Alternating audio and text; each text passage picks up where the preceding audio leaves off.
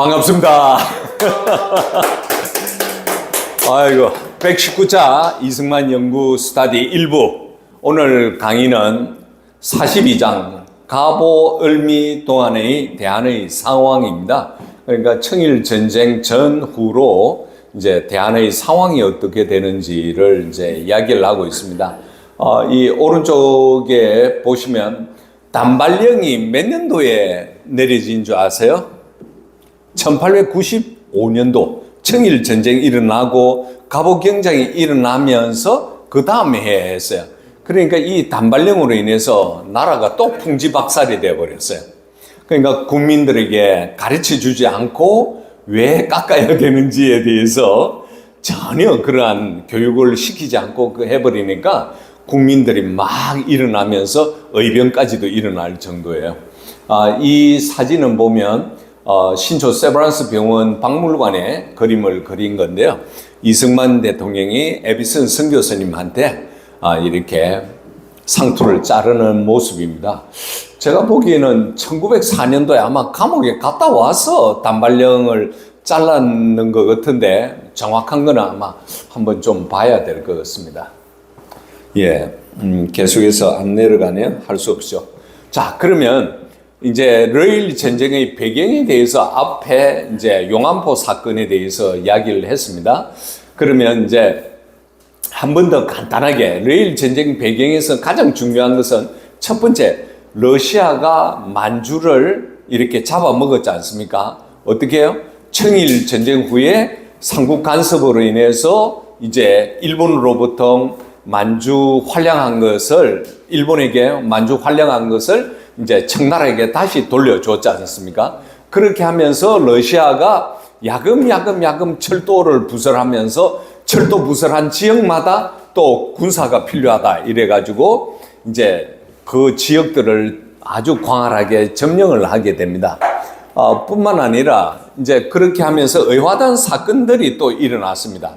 의화단 사건들이 일어나면서 또 이게 8개 열강들이 이제 다 물러갔는데 러시아만이 만주에 들어간 거예요. 왜?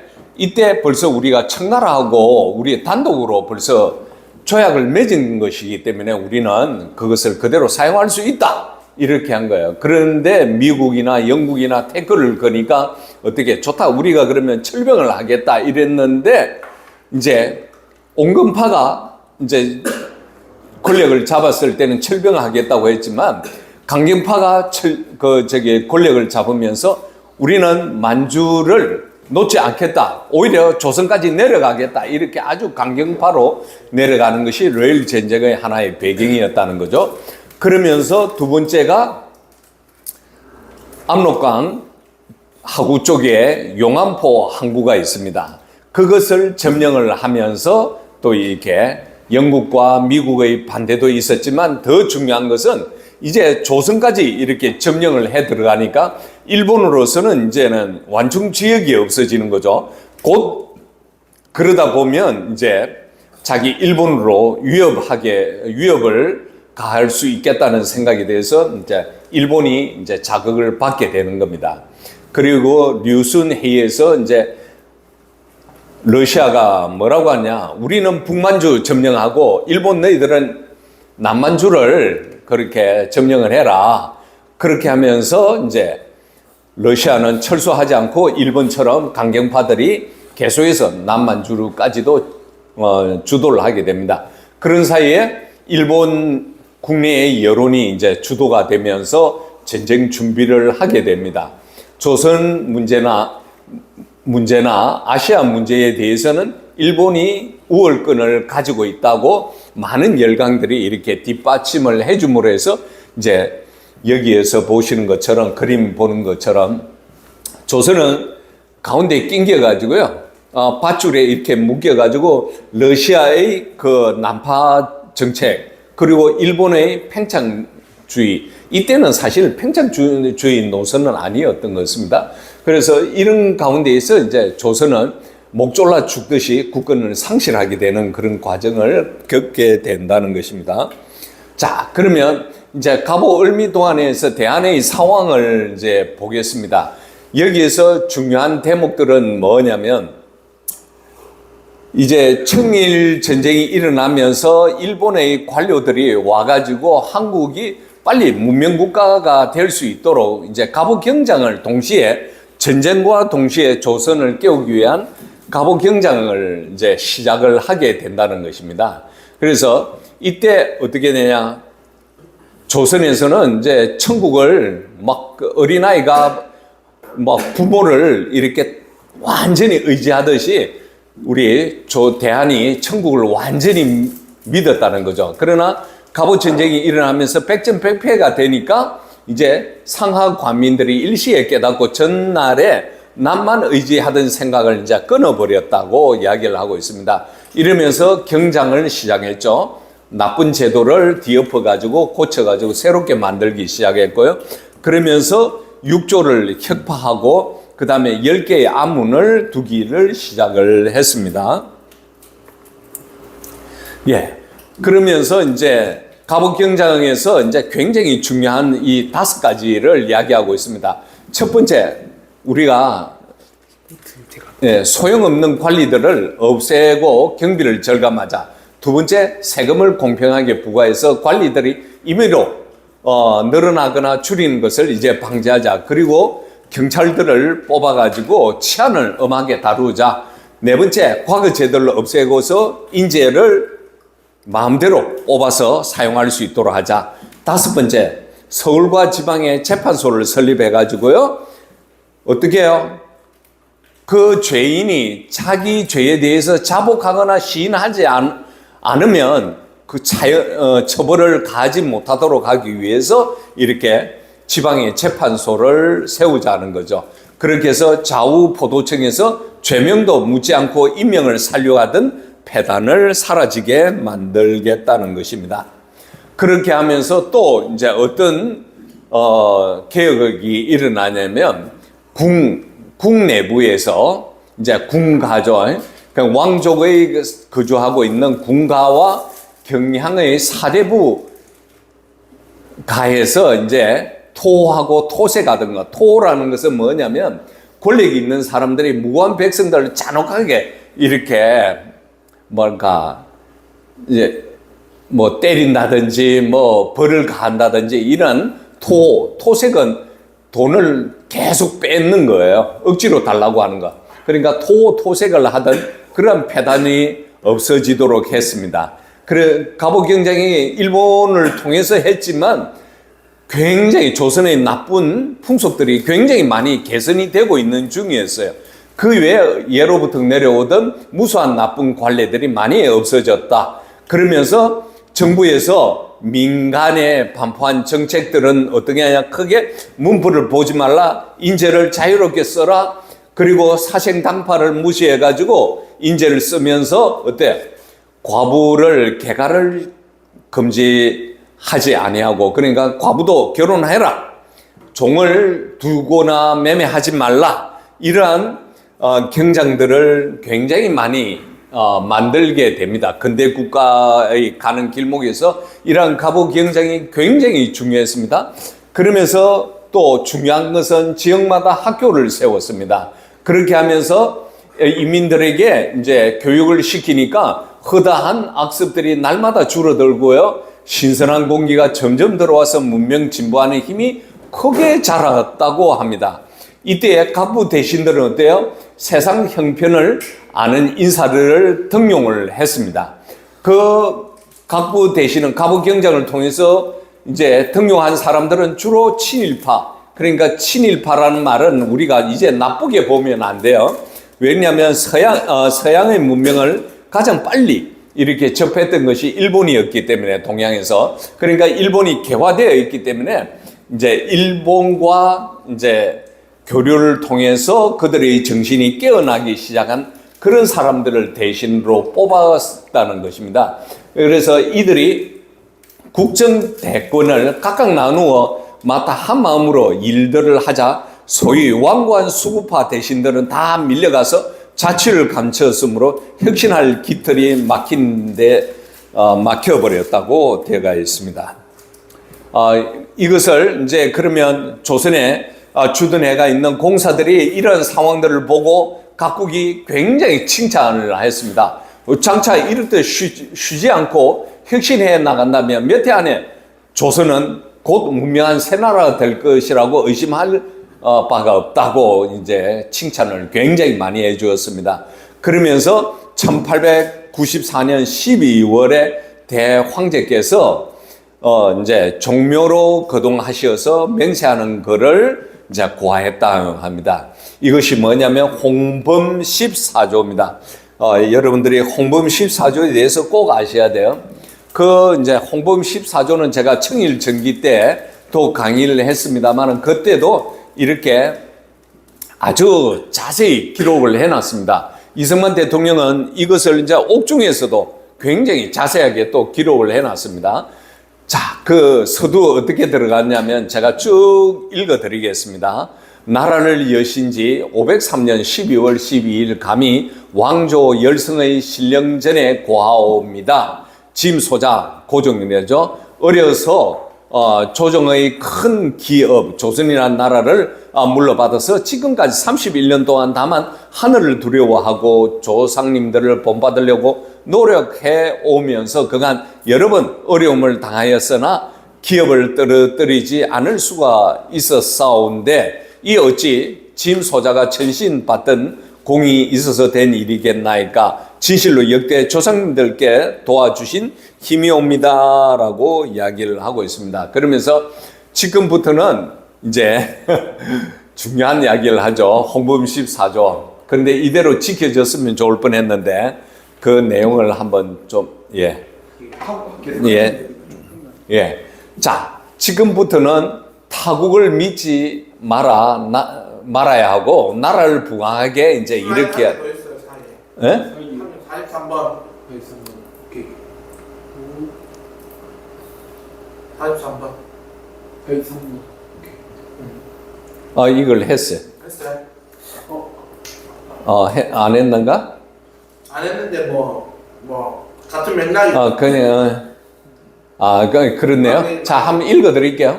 조상님들께서 처음에 기업을 세우시고 우리 뒷사람을 돌아보신 지 503년이 되었사온데 짐의 시대에 이르러 시운이 크게 변하고 세상이 밝히 열려서 이웃 나라가 충성으로 권하고 조정의 의론이 하나같이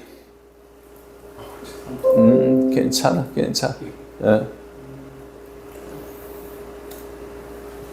오케이, 됐습니다. 고쳤습니다. 아이고. 여기 맞나요? 여기 다음이. 이걸 맞아요. 예.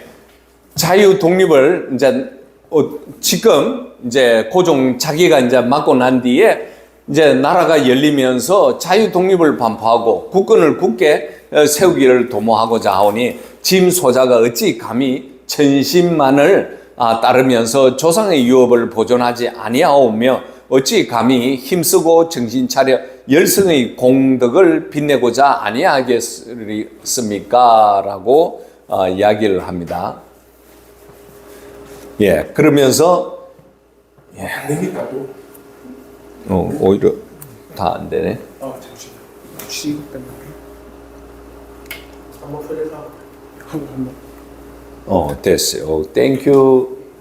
안 돌아가네 또. 제가 한번 해보겠습니다. 대표님 이거 말고 이걸로 조절을 하는. 그렇네. 땡큐. 예.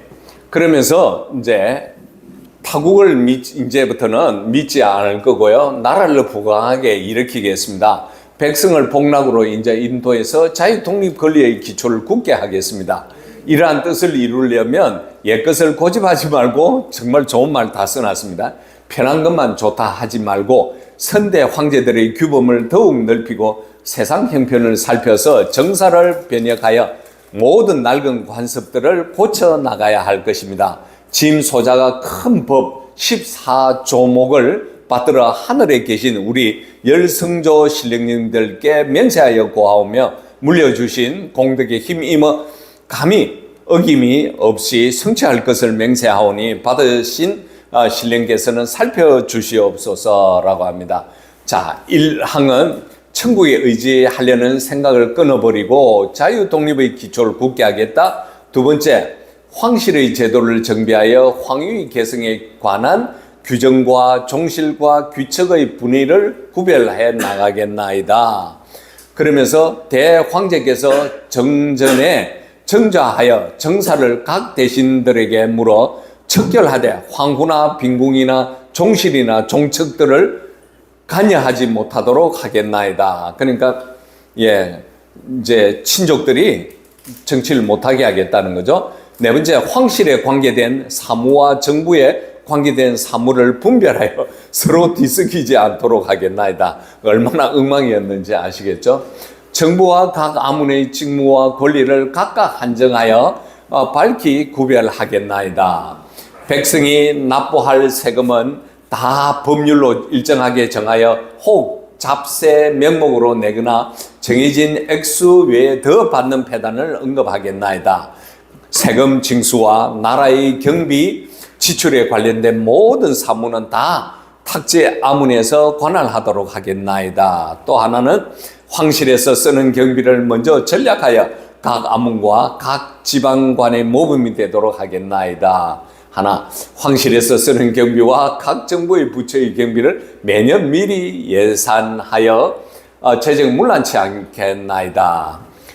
또 하나, 지방관 제도를 급히 개정하여 방백과 수령의 직책과 권리를 한정하겠나이다. 방백과 수령이라고 하는 것은 아마 이렇게 직위를 말하고 있는 것입니다.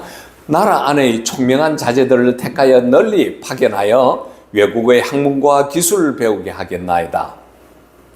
사관을 교육하여서 군사지휘관이 되게 하며 백성의 나이를 한정하여 몇 해씩 의뢰 군사가 되게 하는 법을, 그러니까 징집제죠, 법을 마련해 군사제도를 확실하게 내세우겠습니다. 민사와 형사 법률을 밝히 구별하여 혹 법 외에 가두거나 처벌을 더하는 폐단을 금하며 백성의 생명과 재산을 보존토록 하겠나이다. 사람을 쓰는데 지벌, 지체와 문벌을 가리지 않고 경량과 조야에 있는 선비를 널리 구하여 인재를 택용하겠나이다 라고 했습니다. 이 소문이 이제 전 세계에 퍼지면서 또 세상이 칭송을 하면서 조선은 멀지 않아서 새 나라가 될 것이야 라고 이제 이승만은 두 번째 이렇게 강조를 하고 있습니다. 자, 그러면서 굉장히 중요한 이야기를 합니다. 진실로 이 기초가 한결같이 행하여져서 너무 속히 가지도 말고 또한 중단하지 말았더라면 그로부터 10년 동안의 국력의 흥왕함과 백성의 부유함이 거의 일본과 비교될 정도가 되었을 텐데 뭐라냐, 그랬더라면 이번에 이라 전쟁에 대한 대한 때문에 전쟁이 대한 때문에 조선 때문에 생겼다는 시비도 없었을 것이다. 이라 양국의 군사가 우리 내지에 들어올 리도 없었을 것이니 우리는 이라 양국 사이에서 마음대로 행동하였을 것이다 라고 이제 이승만은 이야기를 하고 있습니다. 자, 그러면 다음 페이지 뭐가 나올까요? 한번 추측을 해볼게요.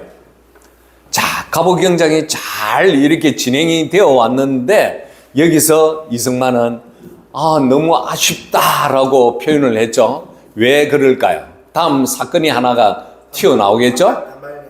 단발령 또 안 되는 이게 제대로 안 된 이유에 대해서 나올 것 같은데. 그러니까 단발령 맞아요. 또 하나 뭘까요? 세 가지 말해봐요. 지호, 세 가지 한번 이야기해봐.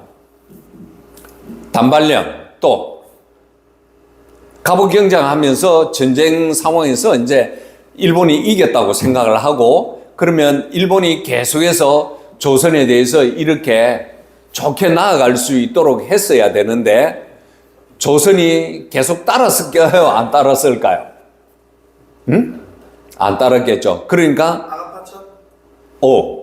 두 개 또. 근데 그 시기가 조금 앞서 아니에요? 아니야. 다음 뭐겠어요? 민비씨의 사건.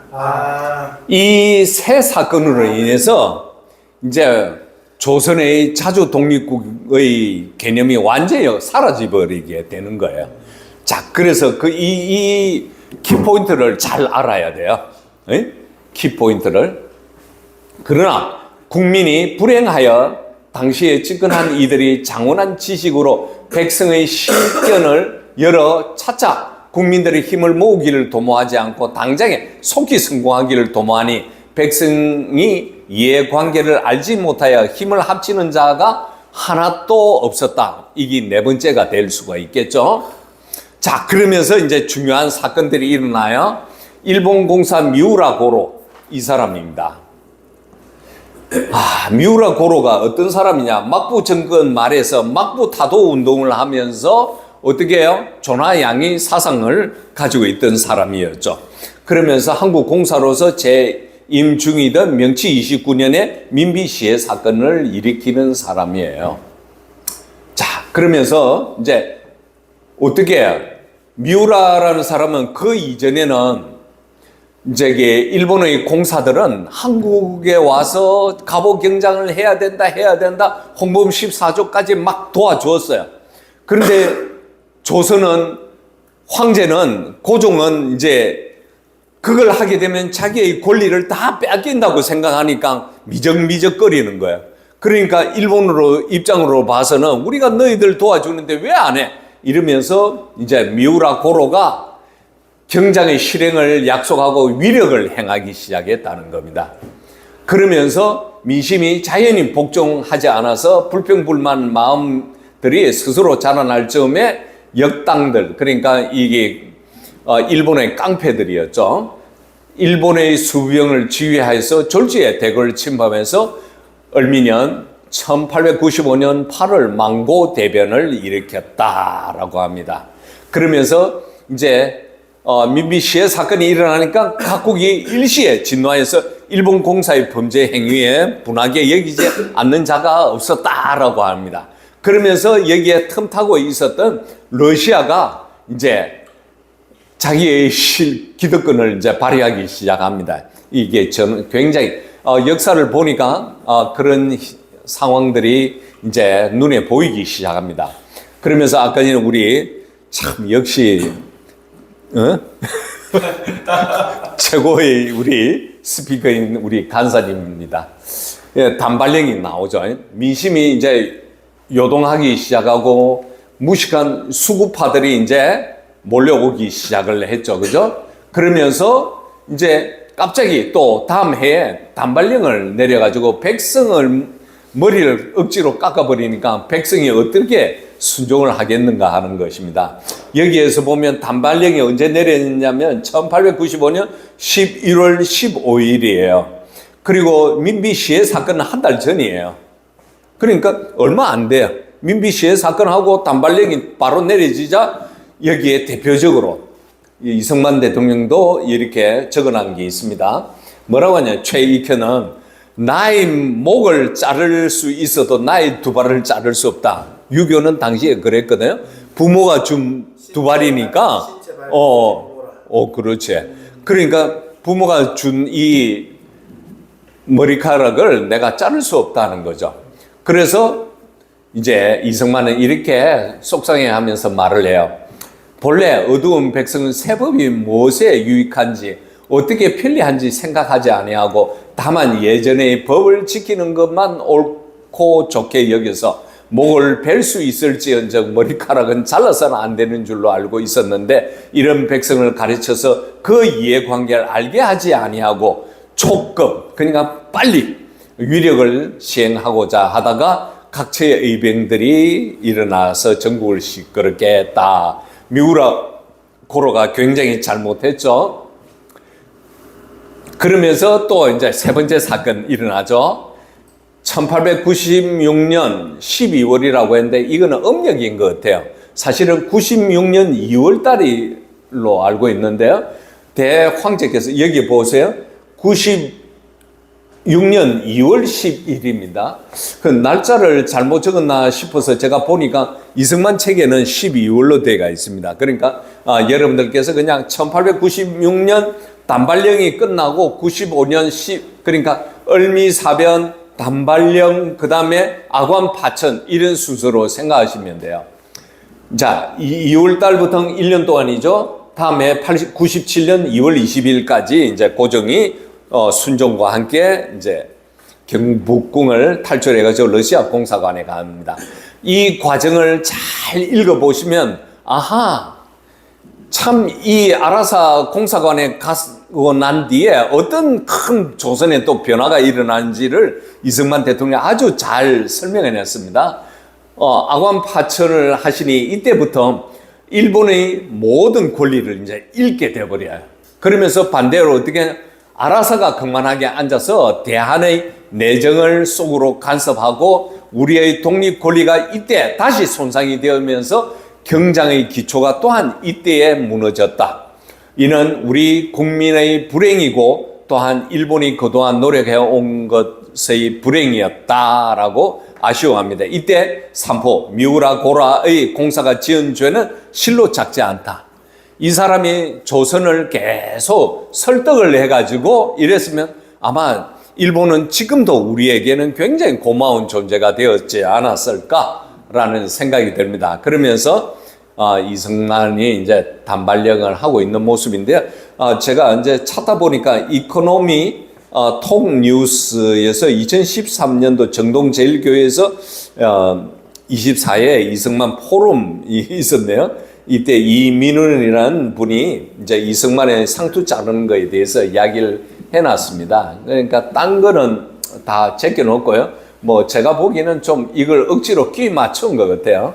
그런데 제일 중요한 거는 이승만의 단발은 구체제와 결별의 선언, 이거는 맞는 것 같습니다. 그래서 이승만의 단발은 유교와 구학문으로부터 기독교와 신학문으로 전환하는 것이었다. 그리고 올리버 박사의 저술에 이렇게 적어놨습니다. 이승만은 과거 제도가 폐지되고 서구의 행정제도가 도입됨에 따라서 상투를 버려야 할 구석을 생각했다. 의료 선교사이자 평생 친구인 에비슨 박사와 토론 끝에 부친이 출타한 틈에 사당으로 가서 세상의 변화에 따라 상투를 자르겠다고 하고 어머니의 만류를 뿌리치고 에비슨 박사 집에 상투를 잘랐다. 그런데 김구는 어떻게 했냐는 줄 아세요? 김구는 삭발하고 장발하고 상투하고 단발하고 그런 과정을 거쳤대요.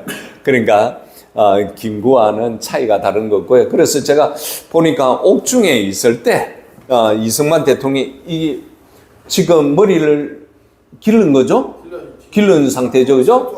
상투가 있는 거죠? 그러니까 아마 나와서 아마 삭발을 하지 않았나 싶은데 한번 제가 날짜를 한번 봐야 될 것 같아요. 자, 질문이 있으신 분. 자, 갑오을미 상황에 대해서, 조선의 상황에 대해서 굉장히 큰 사건 4가지를 이제 우리가 처음 5가지 정도를 해야 되겠는데요.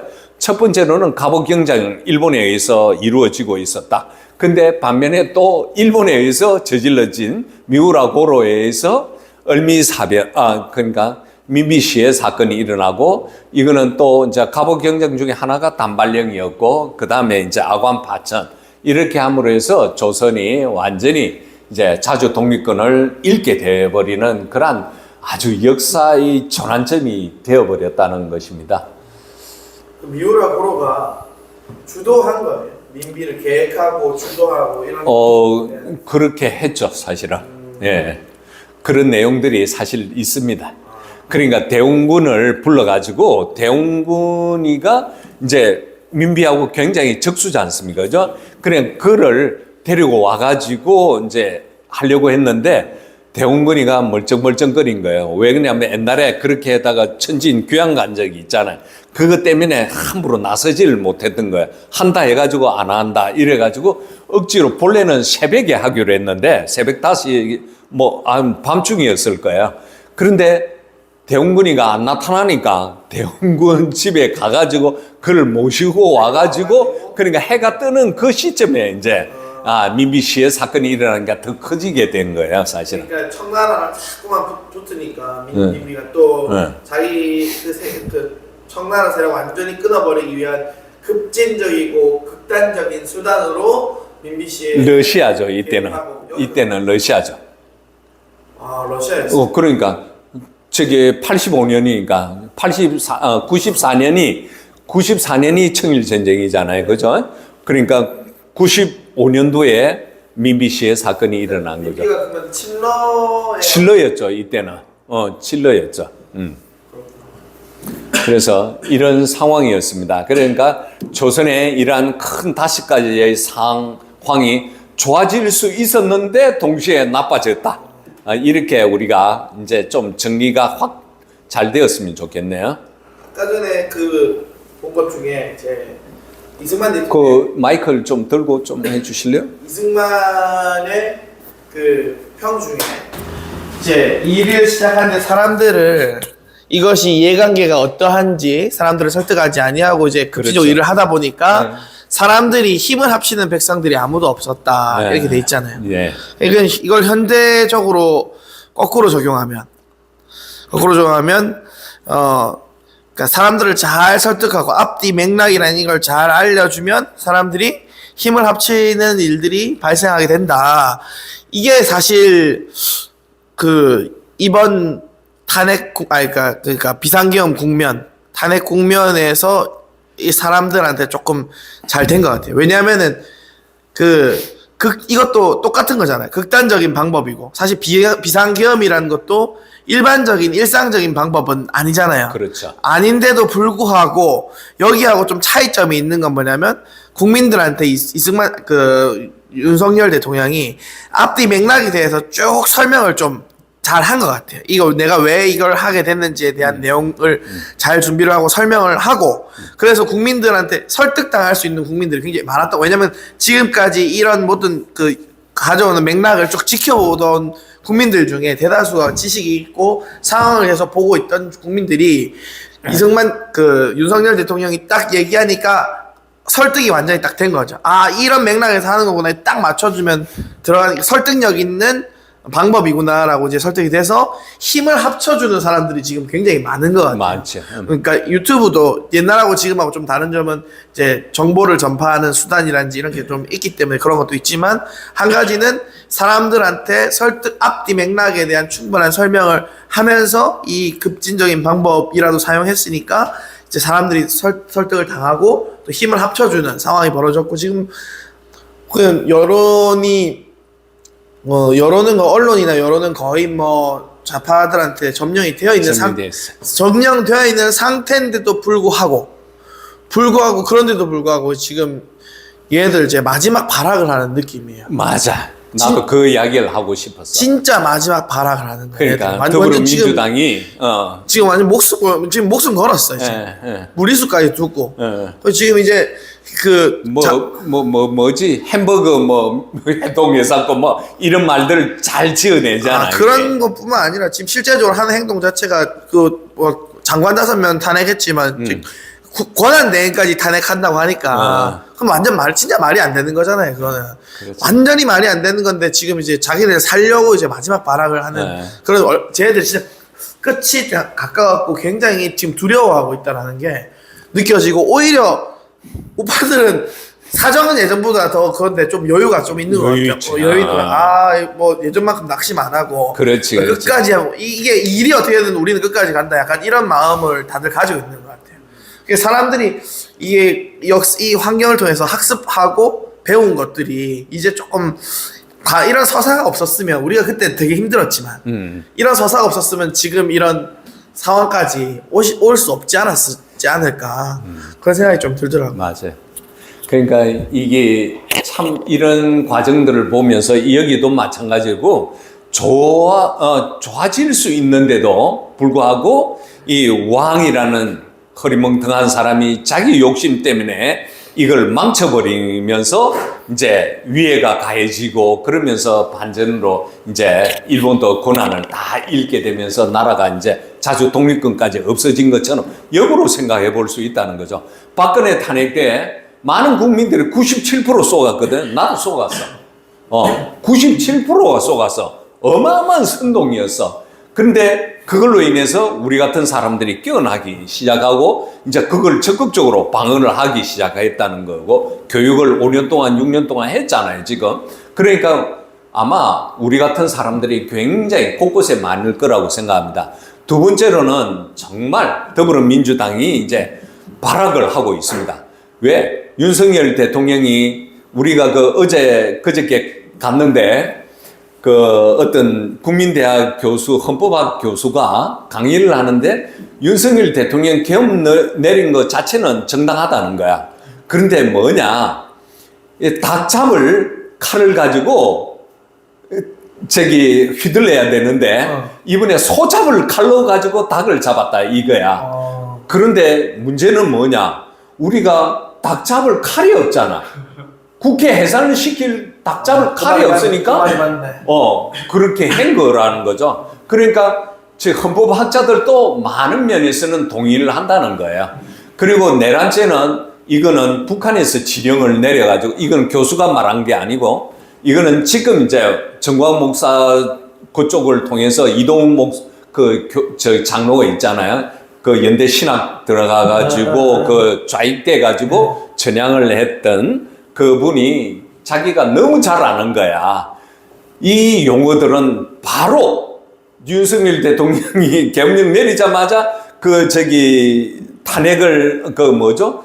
그 계엄령 해제 딱 시키고 난 뒤에 바로 북한에서 내렸던 지령이 바로 내란죄 수괴라고 이렇게 공포스러운 용어를 만들어낸 거야. 그러니까 선동하는 사람들의 그 언어적인 천재. 아까 우리 그 저기 성민이가 그렇게 이야기를 한 거야. 우리는 용어를 선택을 잘 못한다.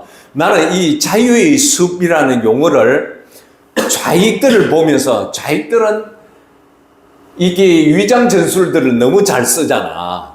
그걸 보면서 내가 숲이라는 용어도 사실은 좌익들이 쓰는 용어거든. 그래서 내가 자유의 숲이라고 했던 거예요. 그와 마찬가지로 우리가 이 언어 개발, 단어 개발을 참 잘해야 되겠다. 그런 생각이 듭니다. 자, 이제 좋은 질문을 해주셨고요. 또 그걸 가지고 또 우리 지금의 상황에 대해서 이렇게 연결시켜 주셔서 너무 감사하고요. 제일 중요한 것은 어제 제가 이 강의를 준비해 44장을 준비하고 끝나고 이제 제가 지금 어떤 상황이지 한번 유튜브를 체크하니까 그게 실시간 바로 뜨더라고요. 그 대통령 관자 앞에 그 트랙터 2대가 들어가가지고 본래 그 경호문이 있어야 되는데 그 더불어민주당이 와가지고 경찰들한테 나무라가지고 그걸 풀러라고 해가지고 트랙터가 대통령 집 앞에까지 갔다고 그럽니다. 얼마나 위험한 일이에요. 근데 잘 됐어요. 잘 됐고 잘했고 지금 이 완전 난리가 나고 있잖아요. 이게 속된 말로 지랄 발광을 하고 있는데 옛날에 같았으면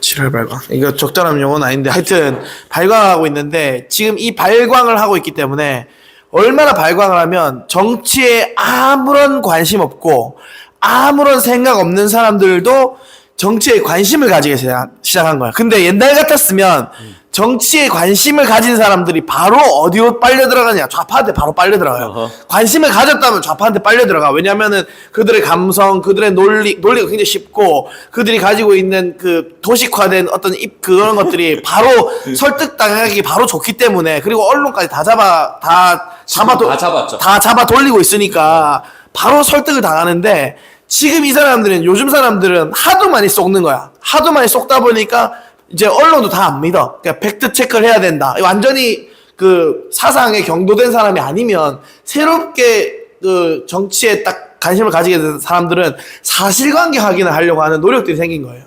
그러다 보니까 우파 쪽으로 이게 끝까지 확인하다 보면 얘네들 너무 많이 속았거든. 한두 번 속나. 탄핵 때 저번 박근혜 탄핵 때 속았지. 얼마나 많은 괴담들이 있었어요. 엄청 속았지. 그 다음에 두 번째는 뭐야?